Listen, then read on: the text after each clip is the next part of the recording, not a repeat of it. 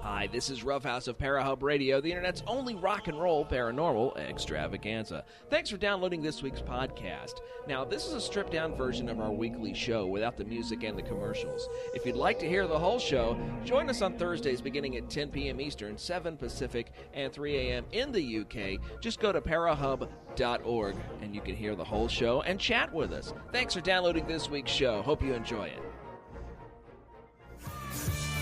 Parahub Radio, the internet's only rock and roll paranormal extravaganza.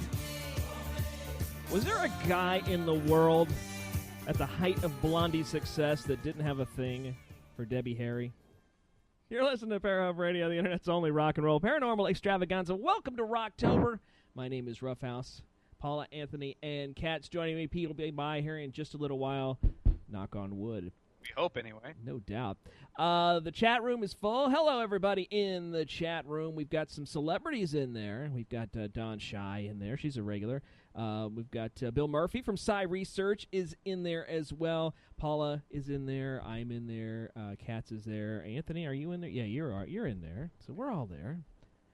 Some of the guys from Bounce. Some of the guys, Brad from Beast Radio is there. So go on by parahub.org. And join us in the chat room, or you can go to bounceradio.net, and you can join us in the chat room that way also.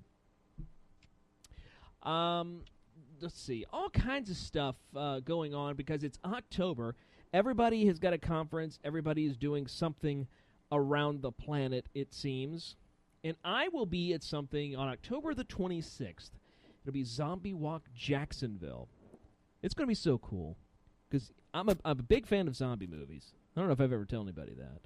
Yes, you have. But this kind of thing, they invited me to MC this, and I said, "Are you kidding me? Absolutely." It's a charity thing. It's going on in about 50 cities around the world, including Paris, Melbourne, Australia, London, Ontario, in Canada, and many, many cities across the United States, including our very own Orlando and Tampa and Jacksonville, and I believe in Miami here in Florida. Then it's spread out to Philadelphia, Boston, Dallas. I believe there's one where you're at, Katz, somewhere over there in Arizona. I think it's in Tempe. Yeah. I think so. So and it goes all day on the 26th, and it'll be a lot of fun.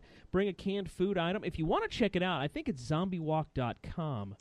You can Google Zombie Walk 2008. And it'll take you to their website. And if you want to participate, it's real easy. Just dress up like a zombie. You go in, you drop off a couple cans of food, and then you parade yourself around for an hour. Sounds like a lot of fun. Oh, it does sound like a lot of fun. I think the one in Tampa, it's the same day. It's the 26th of October here in a couple of weeks. It's a Sunday. And, if you guys want to, check it out over there and let me know, take pictures and send them to me, that would be awesome, because I'm going to be taking pictures. I think I'm going to walk in it. I've got a zombie mask or two. I think I'm going to do that. I've never done it before. But anyway. Tonight, Dash Beardsley from Galveston Ghost Tours will be our first guest. Now, Dash has been on before. Dash is like catnip to the women, if you've ever seen him. With his long, flowing blonde hair, his Thor-like appearance, he does a ghost tour out in Galveston, Texas. So we'll talk with him. And then Bill Bean, I talked with him a couple of weeks ago about his book, Dark Force. Now, you may have heard him on some other radio shows, and if you don't know about this story, Bill Bean has a terrifying experience that he shared in this book of, when he was a kid growing up in this house It got about as nasty as a spirit can get. I don't think he goes as far as calling it a demon. It could be, I guess, and maybe he does. I don't recall right offhand. But very, very interesting interview, and that'll be on in a little less than an hour. Hey, Katz. Yes. Somebody in the chat room a little while ago asked a question, and Katz is, for those she's our resident psychic here on the show. And we quite often ask her for lotto numbers and picking the horses. And so far she hasn't been right, but no. That's all right. if you were right, you wouldn't be working where you're working, right? No. Picking up garbage in the back of the humane shelter or whatever you're doing. Thank you. Yeah. Thanks. Sounds like a great job. No doubt. Well, I get to, hang out with all the shelter animals and besides the poop I was about to detail, say, all the poop you can handle. Yeah, Roughhouse put the Oh best my spin God. on. It must be kitty week because we've gotten over like 30 cats this week alone brought in to be turned over. I put the best spin on what? No, On her I job? said, yeah. There must be, no, I said this must be kitty week because we had about a little over 30 cats come in this week, be turned over to us. Huh. Yeah, lots of kitties. So come on down. They're not black kitties, right? Oh, yeah. We've got what they call torts. They're black with orange. They're awesome. They're gorgeous cats. Huh. Yeah. Okay, so what was the question? Somebody asked earlier a question they wanted me to ask you. Mm-hmm. Are you feeling a negative vibe in the air? And if so, what do you think it is? And I said, okay, I'll ask. Okay, was the question in general or directly to me? It was directly to you. They want me to ask you. If I'm feeling a negative vibe? Yeah. From a couple people that work there, yeah. No, But I mean, all I'm gonna say. I guess in general. I mean, not necessarily anybody you know. That's what I meant. I was like, why would I feel a negative vibe? I'm all positive, baby. No, there has been a lot of negativity flying amok, okay, in everyone's lives lately. And I'm not really heavy into astrology, but someone pointed out to me because it was like, oh, what's going on with everybody? It just seems like negative things are happening, and it's not. My friend goes, no, Mars is in retrograde. And I was like, oh, okay, so we're going to blame it on Mars or Mercury, one of the two. I don't know what any of that means. Well, I really believe that, okay, if you think about the past couple of weeks, the news, everything in the news, in the papers, on TV, and the radio, it's all been talking about how our economy's, in the can. Okay? Oh, wait, you can't use that word. I'm sorry. This is a classy show. Can't use those words. Okay, toilet. It's funny that during the song you use toilet, but when we go live, you drop the 4-letter word. Thanks. Sorry. Anyway, sorry. But I think that with everybody really worrying about the economy, everybody's struggling a lot more right now, and there doesn't seem to be any relief in sight. I really think everybody's thoughts are on the negative, and that's really making it heavy right now for everybody in general. Right. I guess. I mean, it is a kind of an easy answer. I mean, it'd be different if everything was all flowers and roses and peaches, but then it would be boring. Right. I mean, everybody is worried about losing their jobs. I heard somewhere in the news that 75,000 jobs have been lost since the beginning of the year or something. Wow. So, Paula, are you still there? Hello? No, yeah, I'm she's bragging here. about being famous on the Travel Channel. Just a figment of me. Oh, just I didn't hear you. It was like I couldn't even hear breathing or anything back there. She fell asleep away from the microphone. Is that what it was? Oh. Have you seen any negativity on your end, Paula? I mean, I guess everything for you is going to be changing here shortly. Everything's going to be negative. I can't sleep. I can't eat. I can't wear anything I used to wear. I actually had a good day today, except I did already wake up not being able to get into my clothes already. Really? It hasn't even been a month yet, or 2 months, has it? Yeah, something like that. I don't know anymore. Man, lay off the It's Twinkies. an alien. It's twins. Don't say that. You're having a litter. I mean, I love my daughter. I love kids, but oh my God, I have no energy. You'll be part of the zombie walk whether you like it or not. Gosh. For those who don't know, Paula announced last week that she's having another baby. What's the due date, Paula? Somewhere in June, first week of June. So, yeah, you'll luck out. That might change. I'll find out in a few weeks. Is it true that I heard something not too long ago that the average months that you carry a child has now gone up to 10 months instead of 9? No, it is 10, because by the time a woman finds out she's pregnant, a month has already gone by. Yeah, but isn't that part of the first 9? Then you have like 8 more to No, go. no, you have 9 more to go. So you are really pregnant 10 months then. Yeah. Well, it's really goes by weeks. How many weeks are you supposed to be pregnant? Oh, don't ask me that. Too many? Months sounds smaller. Yeah. I don't know. I am the one person in this group right here who has no child experience. Kids look at me and scream. Yep. Yeah. That's true. I make Paula's girl, Chloe, poop every time that she's around and I'm on the phone or something. She drops a load. It's true. Every time I go to the website, Ruff, I cry a little bit. Too. Somebody in the chat room asked, Ruff doesn't have kids. No, I do not. I have managed to get around 41 years and not had any. So how that happened, I don't know, but it did. But anyway, I don't know anything about kids. I hear that my friends that have some in the terrible 2s right now, Paula, you're included. Yeah. That it's just as bad as as anybody says it is. So I don't know. Yeah, I'm not sure if 2 is worse than being a teenager or not. Yeah, but Pretty much the same They're thing. about the equivalent, yeah. Yeah. I've heard that boys are easy, are hard in the beginning as children, but as you get into teens, it's easier. But then it's reversed for girls. You're easy as little babies, and then when you get in your teens, just horrible. So Not mine. I don't know. Anyway, Paula's got paranormal news coming up here in just a few moments. Also, we'll talk with Dash Beardsley from Galveston Ghost Tours. That's here in just a few minutes right here on Parahub Radio. We are the Internet's only rock and roll paranormal extravaganza. Parahub Radio News. Dun, dun, dun. Parahub Radio News brought to you by Doorways Magazine.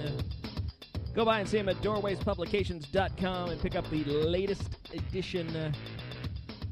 Now here's Paula with the latest paranormal news on Parahub Radio. What is going on? I actually got lots of things tonight. Well, first we have Mr. Todd Sheets of Night Watch, which I'm sure many of you already heard.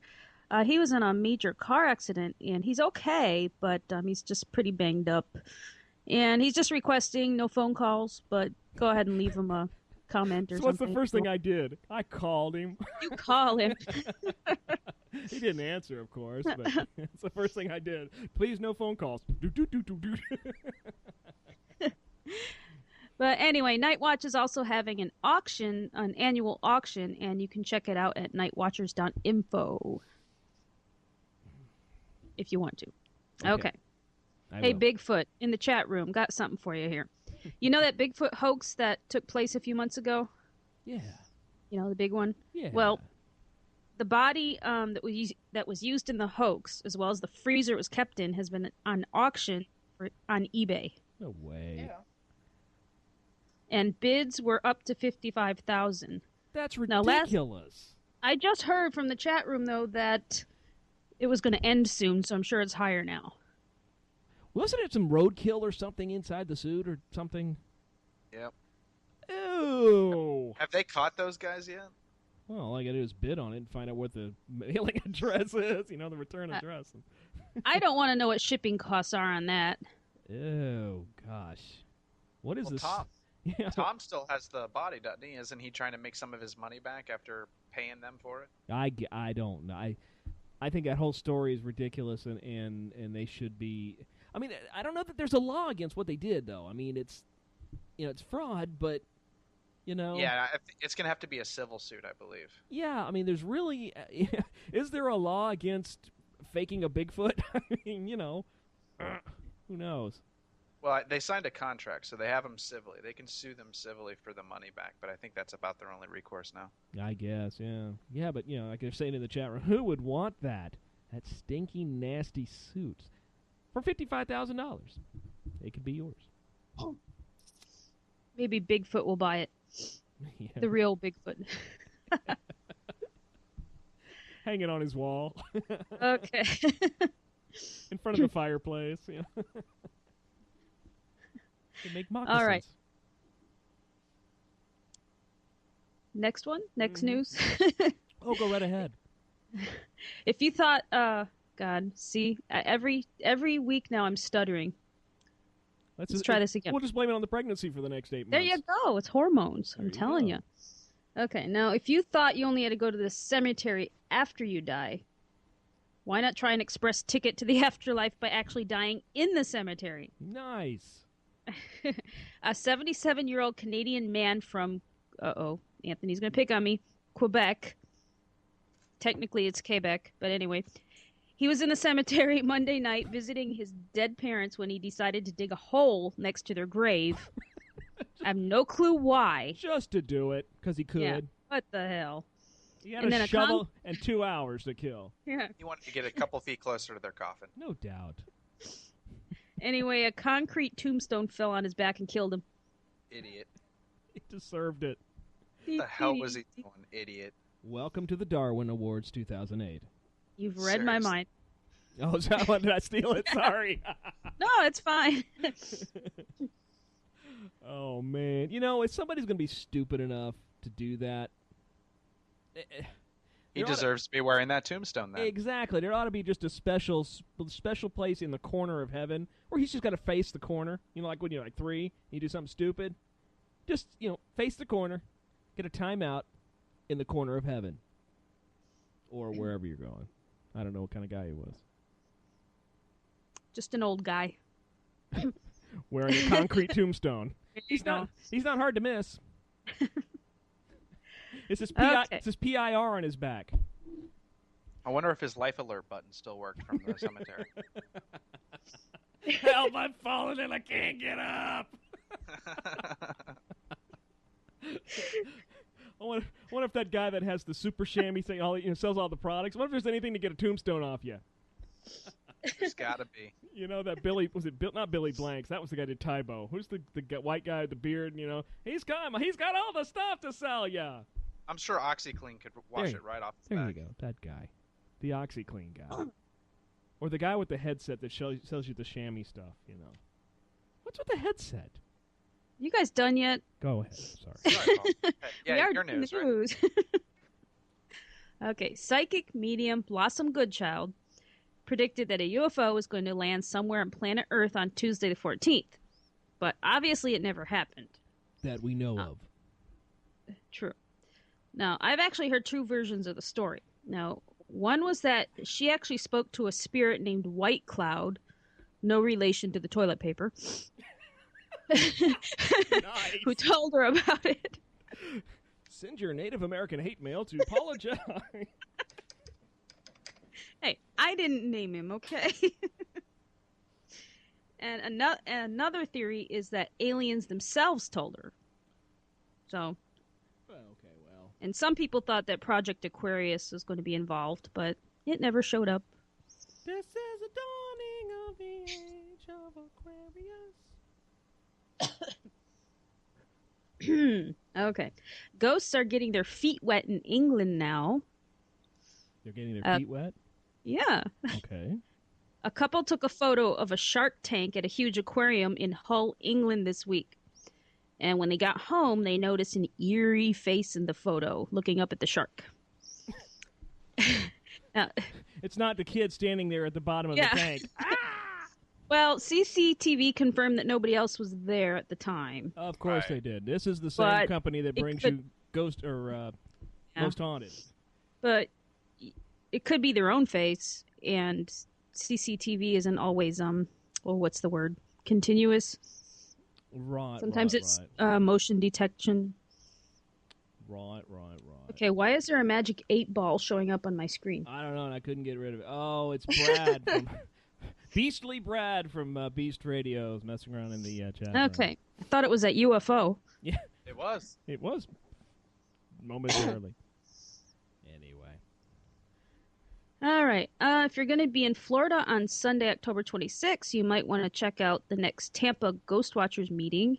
It's going to be held at the Oakland Cemetery downtown at 3 p.m., and I might be there. So if you're interested, shoot Bill Sharp an email at bill@tampaghostwatchers.com. Cool. So no stalkers, please. Oh, man. I was going to go. No snipers, no stalkers. No devil worshippers. No UFOs, no fake Bigfoots. Or anything like that. Any more? No, that's all I got tonight. Wow. Really? Well, guess who just joined us? Finally. Pete's finally here. Hello, Pete. Oh, I've actually got one more. Okay.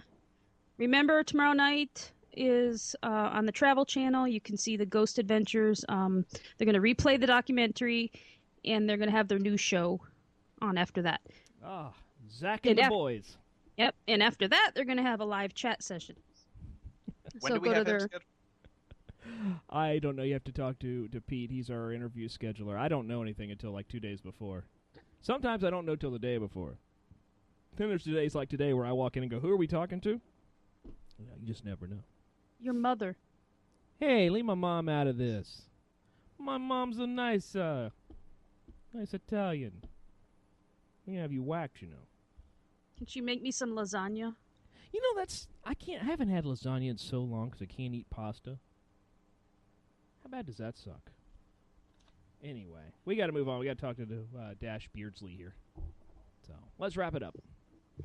All right, from the internet's only rock and roll paranormal extravaganza, I'm Paula Jedi with Parahub Radio News, sponsored by Doorways Magazine. Be sure to get the latest edition featuring Clive Barker at www.doorwayspublications.com. Like I said, Dash Beardsley from Galveston Ghost Tours is up next on Parahub Radio.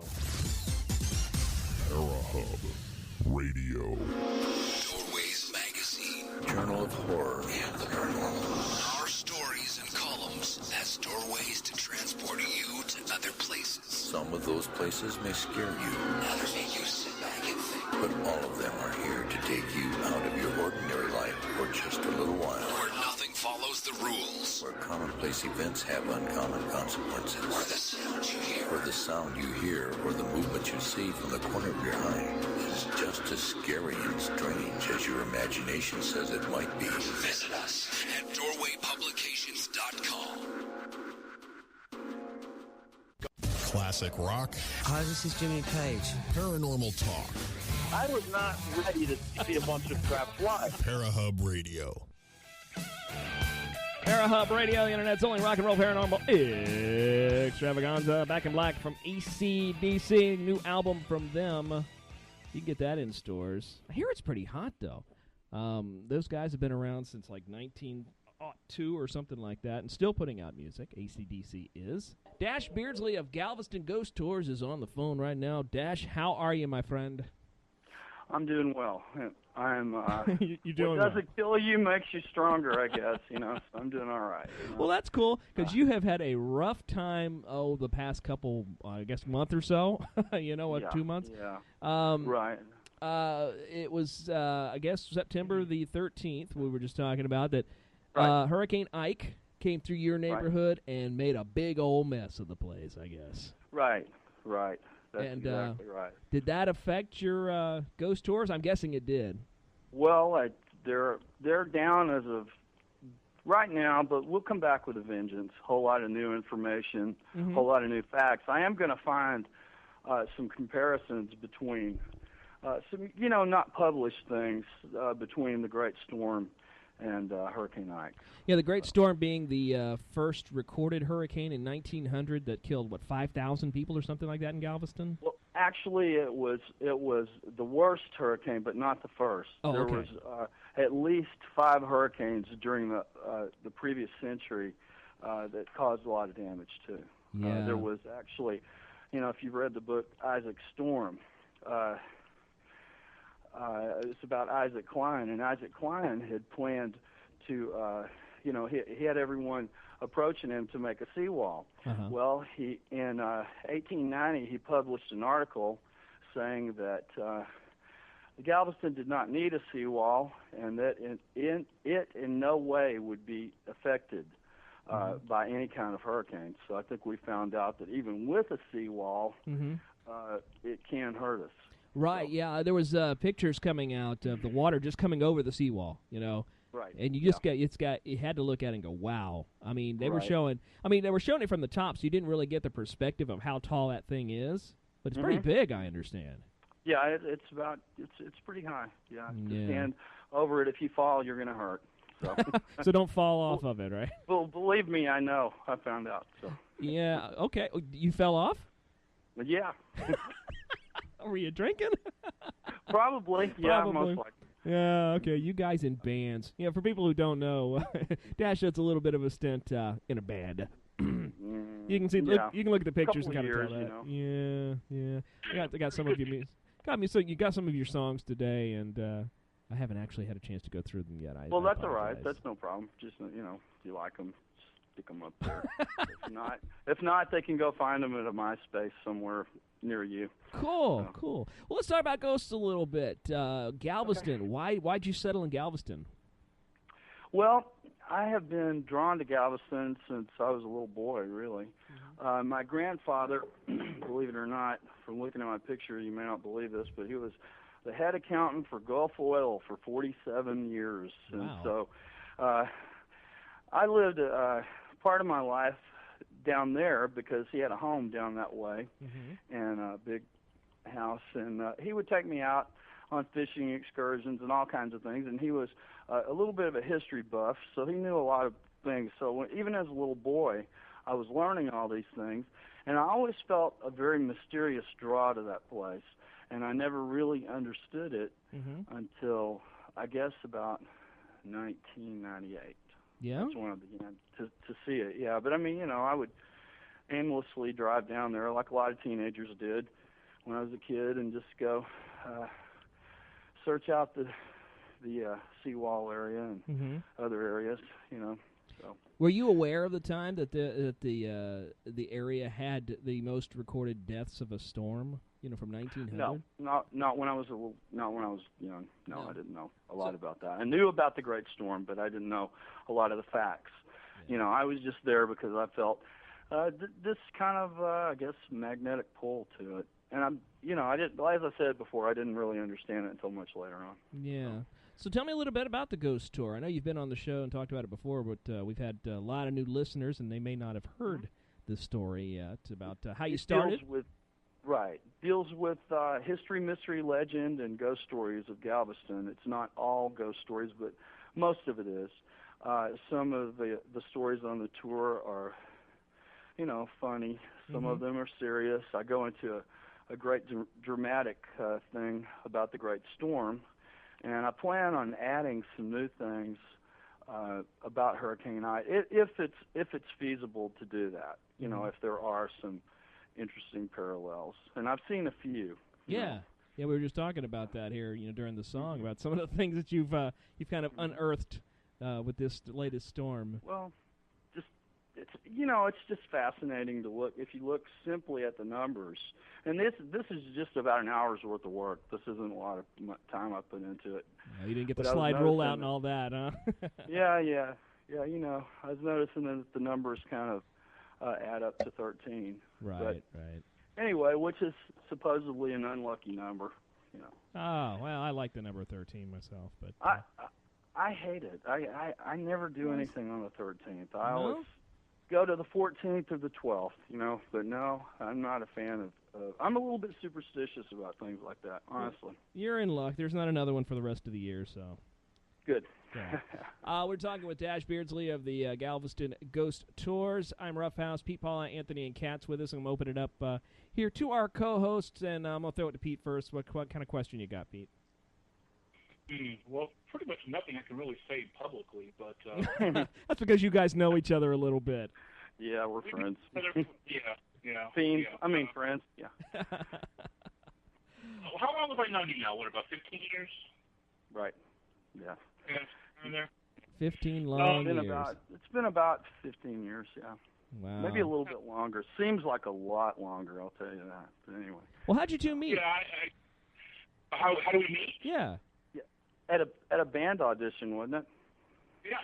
He came out to try out to be a singer, a vocalist for one of my bands. Really? One of the Yeah, many? we just Wow. Pardon? One of the many bands? Yes, and we found out that very night that we both had this ghost thing in common. Well, that's cool. And, so ghost and music, really. Awesome. He's a pretty good bass player. He didn't tell you, but he is. Yeah, I've heard some of the music. He has a MySpace page posted good. for one of his old bands. I don't know if it's still up, but yeah, it's still up. Is that from Jester? Hey, Dash, yeah. Everybody talks about the face in Galveston, the one in the UTMB building. What can you tell our listeners about that? What's the story? What's the folklore, so forth? Well, there's 3 stories that I felt like there's a lot of stories that are spin-offs of this and that, but I felt like there was only 3 really good stories. One is that it's the face of Jean Lafitte. A lot of people think that because it's simply near the ruins of his old home at 14th and Harborside. The face is at 6th and Harborside in a building that sits right there. When you say face, is this like a fan, an entity, or is it a reflection, or what? Well, if you go to my website, you can see it on photos if you want to do that. Oh, okay. What's the website address? It's www.ghosttoursofgalvestonisland.com. Ghosttoursofgalvestonisland.com. Go by there and you can see the picture that we're talking about here. Right. And but anyway, it's just a face that's been around since about 1972 when the building was constructed. Just after its construction, it showed up there. The story is that it's moved down 3. If you see these square concrete buildings, you'll see they call those things tilt walls. Mm-hmm. And, they actually build them on the ground, pick them up, and put them in place. Well, you can see one that looks like it's been painted over. The second one, if you look closely, that one has been sandblasted.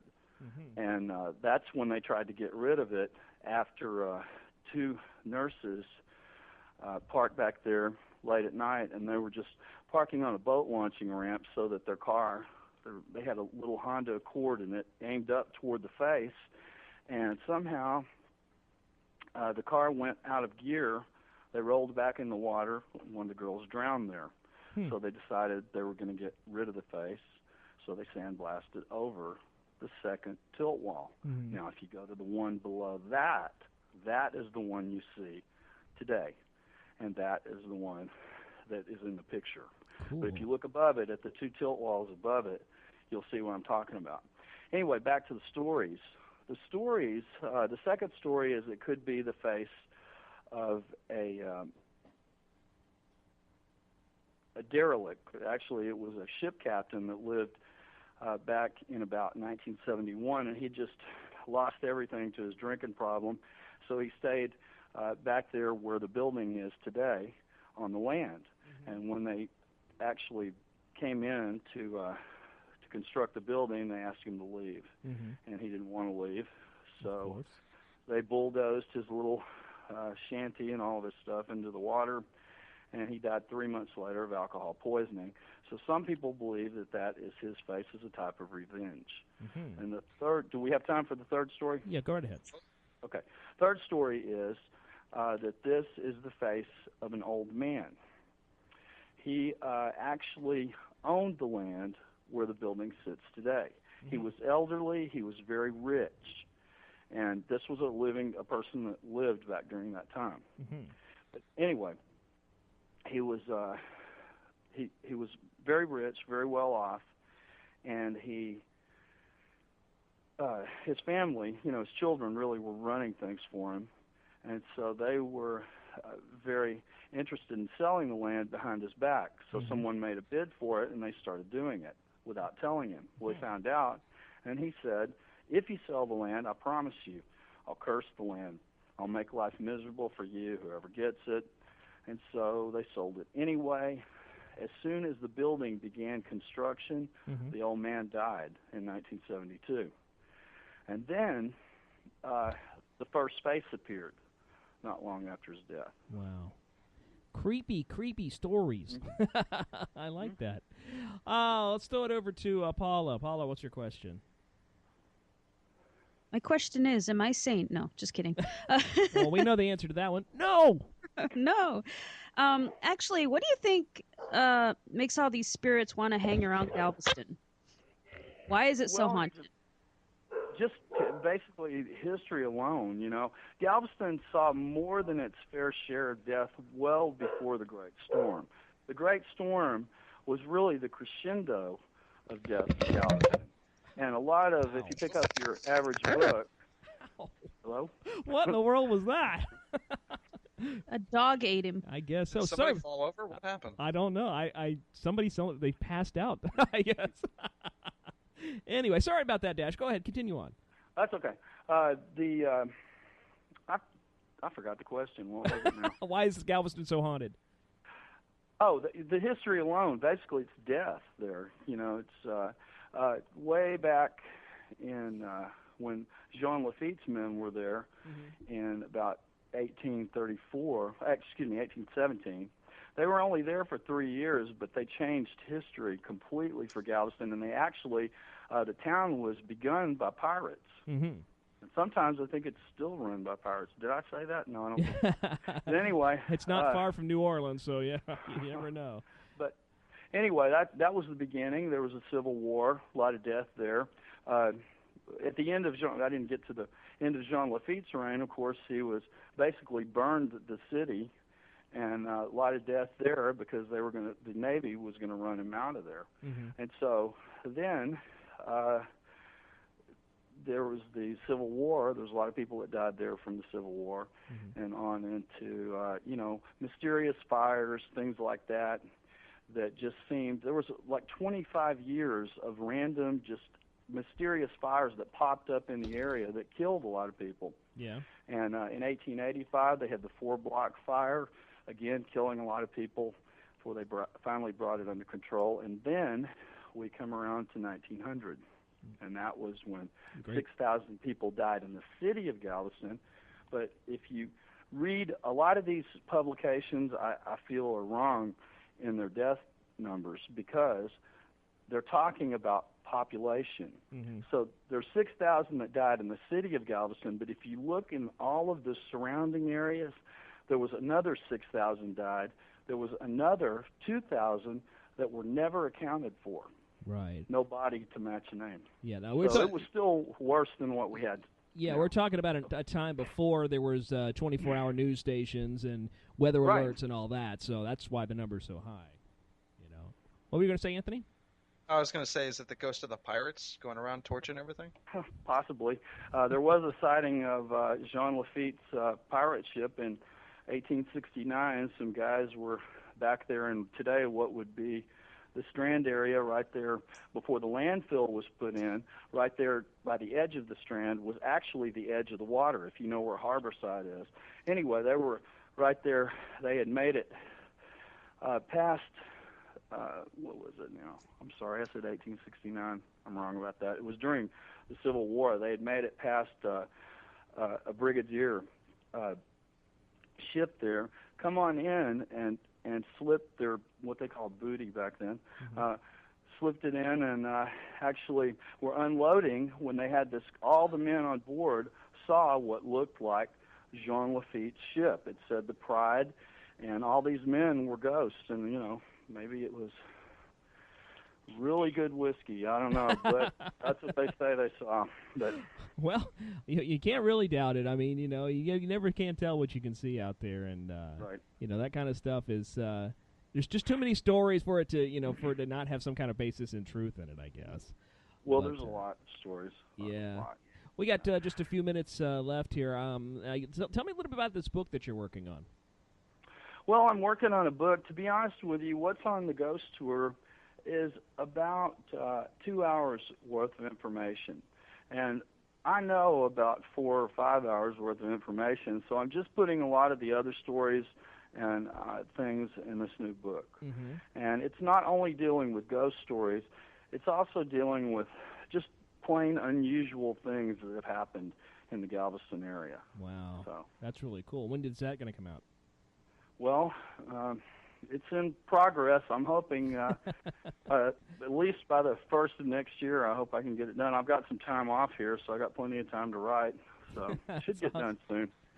Alrighty. You know how books are, man. They can sometimes take a while. Yeah, I know a little bit about it, not a whole lot, but the Ghost Tour goes on how many nights a week?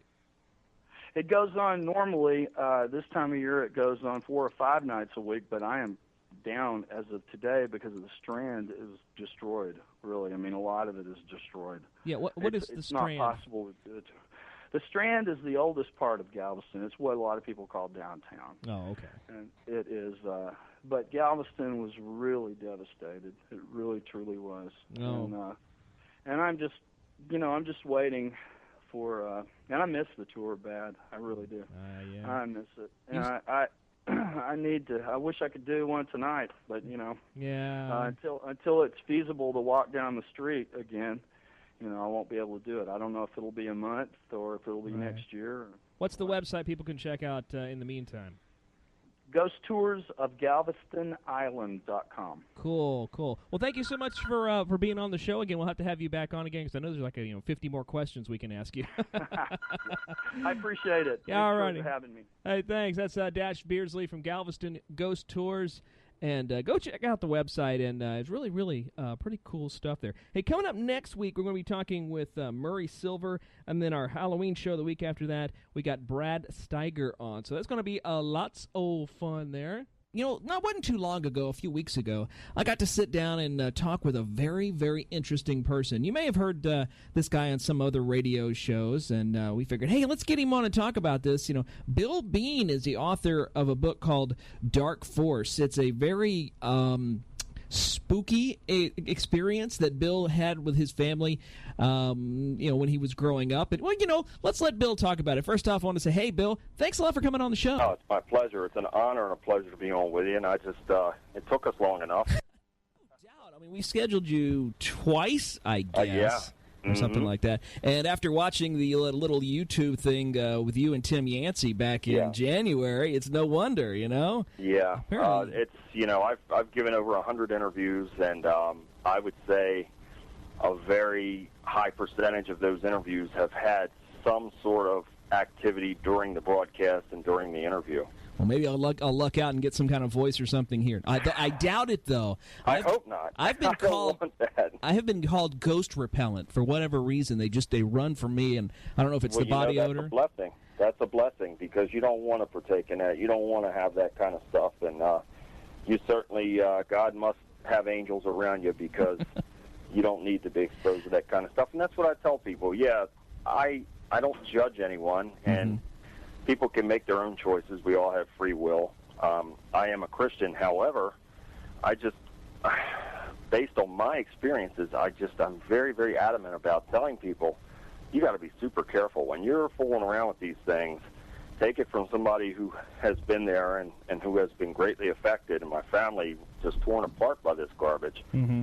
You don't want to go there. Once this stuff comes on, it's hard to get rid of it. Well, tell me about the stuff, this garbage. The book is called Dark Force, the terrifying and tragic story of the Bean family, which is obviously a story about your family, something that happened in your childhood. Let's start back at the very beginning. What happened at the beginning of this story? Well, now the book starts off with my family moving to this home in Glen Burnie, Maryland. It was a modest 3-bedroom rancher, and it was really semi-dilapidated. My father was a master carpenter, and he saw this as kind of a fixer-up project.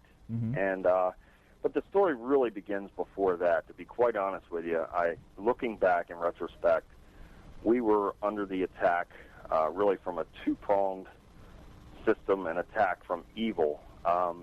Something happened in my mother's younger years, and I believe something evil attached to her and maybe her side of the family in her childhood years, and it stayed with her, and I believe that we were actually led to this house where evil was already manifested. So we really were in the center of this storm from a two-pronged attack. I truly believe that. So you're talking like a demonic entity or a absolutely. Absolutely. Poltergeist isn't really the right word. Poltergeist isn't a spirit kind of thing. So so we're talking about maybe a demonic entity or a malevolent spirit, if nothing else. Absolutely correct. There's no question in my mind, based on the experiences that we had and the other experiences, the plethora of experiences I've had since leaving that house. This is demonic. It was demonic. I've had battles with these things, but my mother was the first to experience activity in the house. Mm-hmm. We had been there a couple days, and my father had taken us out for the day. I have an elder sister and a younger brother, mm-hmm. and he had taken us to his parents' house, left my mom behind. She stayed behind to unpack the boxes and organize and all that stuff. And she was alone in the house. And as she was unpacking boxes, she felt a presence. And she truly thought in her mind that my father had snuck back into the house and he was going to play a joke on her and sneak up on her and try and scare her. Mm-hmm. Well, she spun around fully expecting to see him, and to her shock and surprise, no one was there. So it unnerved her a bit. She did go back to doing what she was doing. Okay. And it wasn't long after that one of the bedroom doors slammed shut, and that was enough to make her go outside. When was this? What year?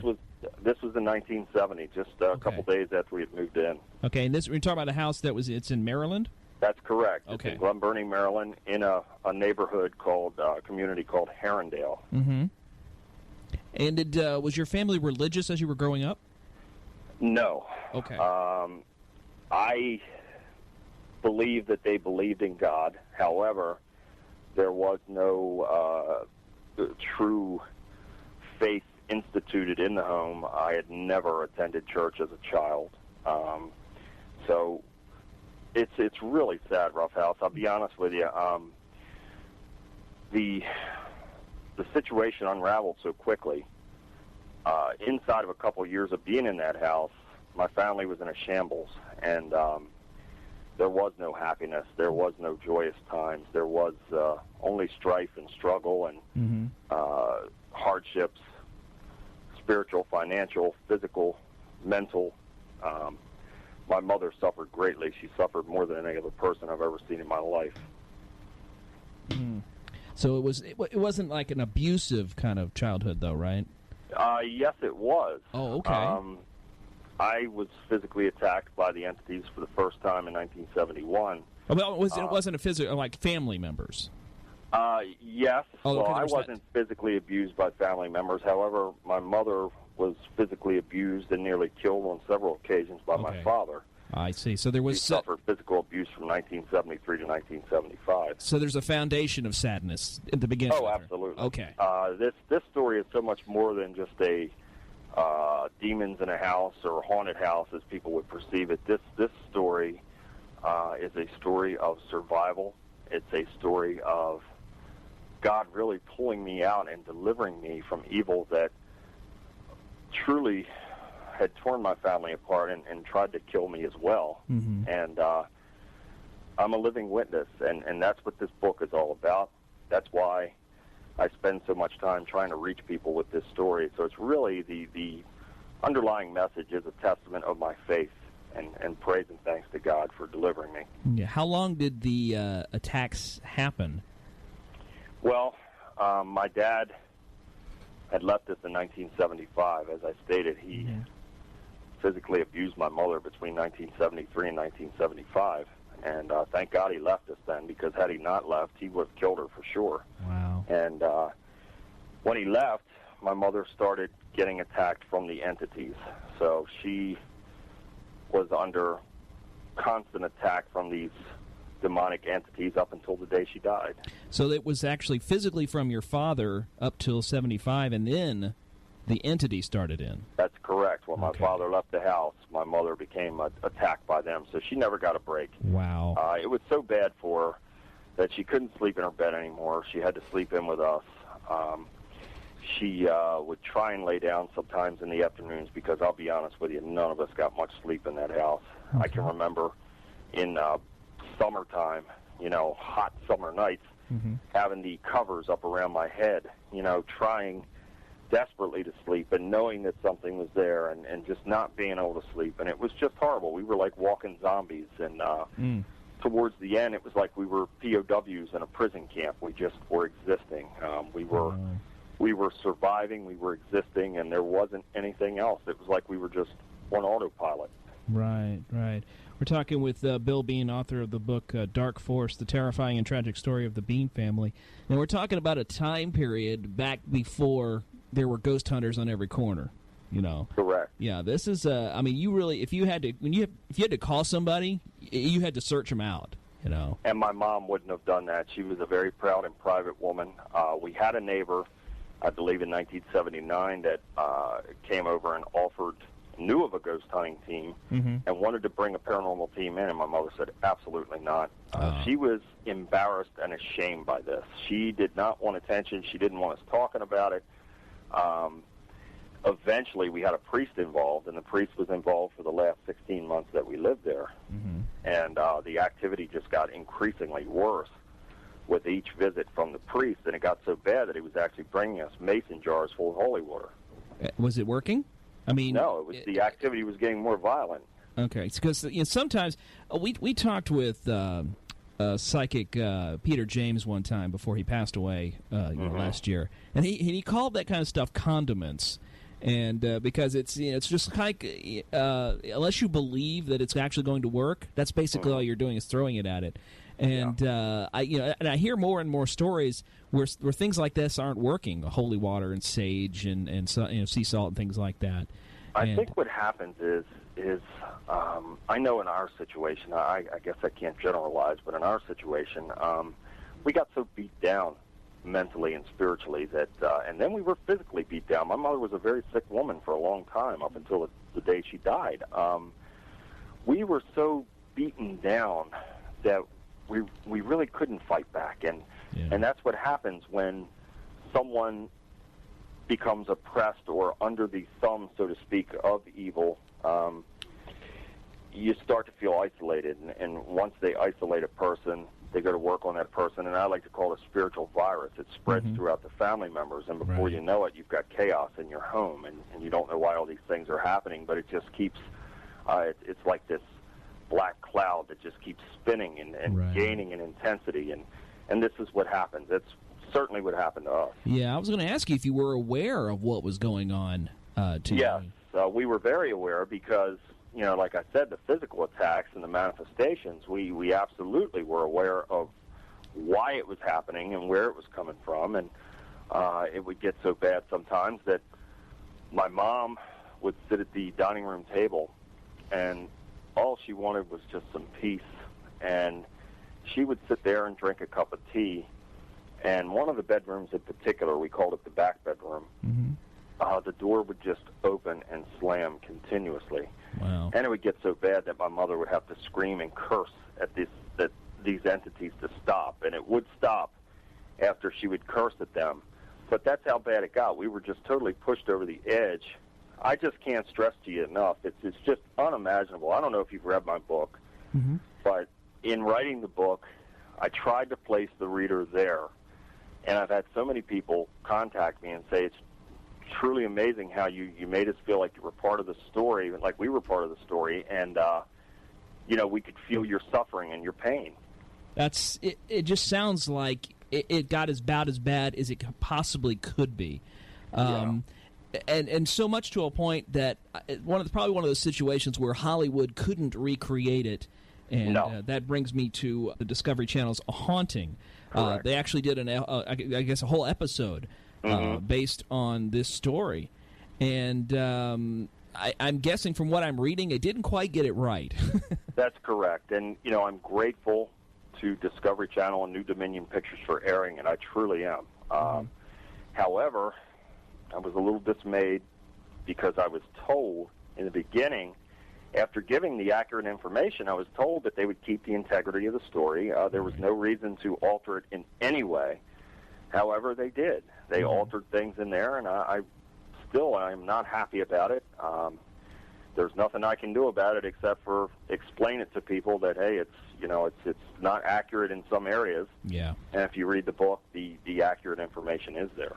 And I guess I think is it on your website that you've got the video from the show? Yes, the video is on www.billbean.net, as well as order information on my book.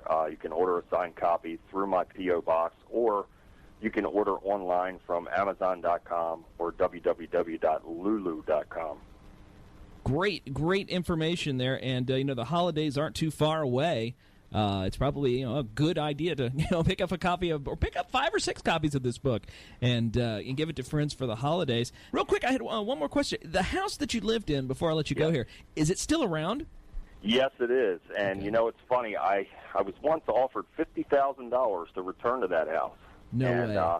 Yeah, it was for a reality show, and they wanted me to stay in the house for 10 days. They were going to send the current family away on a vacation. They were going to send me and a camera crew in there for 10 days. I turned it down flat. I want no parts of it. I'll never need money that bad. Wow. And I passed by there about a month ago. Didn't go. I have never set foot on the property, have not pulled up in front of the house or anything like that. There is a highway that runs by the house, and I rode by off of that highway, and I looked down. Still has the same ominous look, the same ominous feel, and it looked empty. So I have been contacted by people who have lived in the house and have had problems as well. Okay, so it's did it follow you, or it stayed there? Probably a little bit of both, because I have had a plethora of experiences since leaving the house, including a possession of a loved one that took place in 1988, and it lasted for 3 weeks and 1 day, 22 days, and it was far more disturbing than anything that took place in the Herondale house, I'm sorry to say, and that'll be in my next book. Wow. Well, I've never experienced an exorcism. Is it as scary as it sounds like it is? I'll put it to you this way. I wouldn't wish it on anyone, and I never, ever want to be part of something like that or see it again. Unfortunately, the priest that performed the exorcism did not come out of this unscathed, and he has been in an institution for many years. Wow. That's serious stuff. Yeah. Goodness gracious. I was actually attacked by this thing. It spoke to me. At one point, it said, "Why don't you give up and join us?" And I said, "Who are you?" And it said a name, and I won't repeat it. But yeah, it's probably a good idea.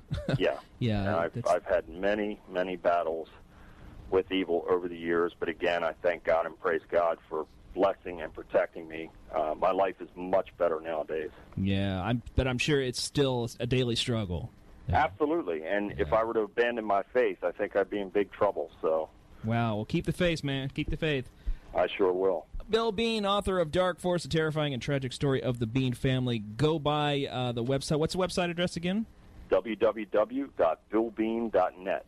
Thank you so much, Bill, for being on the show. Thank you, Roughhouse. I appreciate it, and I look forward to being on with you again sometime. You're listening to Parahub Radio, the Internet's only rock and roll paranormal extravaganza. Next week, got a great guest for you. This guy, he's done all kinds of stuff with some famous celebrities. He's a photographer. He's an author. He's a really great guy from what I understand, and we'll find out next week. Murray Silver will be on the show. And, hey, don't forget, coming up on the 26th, Roughhouse, will be at the Zombie Walk Jacksonville. If you find yourself in North Florida, come on by Adams Street around 2 o'clock and say hi, and we'll say hi back to you. How about that? That pretty much does it for the show. Have a great weekend. Thank you so much for joining in the show tonight. Thanks to my co-hosts for being here tonight, and we'll see you again talking with Murray Silver next week. Hey, this is Roughhouse. Thanks for listening to this week's Parahub Radio Podcast. As always, you can hear us live every Thursday at 10 p.m. Eastern, 7 Pacific, 3 a.m. if you happen to be in the UK. Just go to parahub.org and click on the chat, and you can listen to us and talk to us while we're doing the show.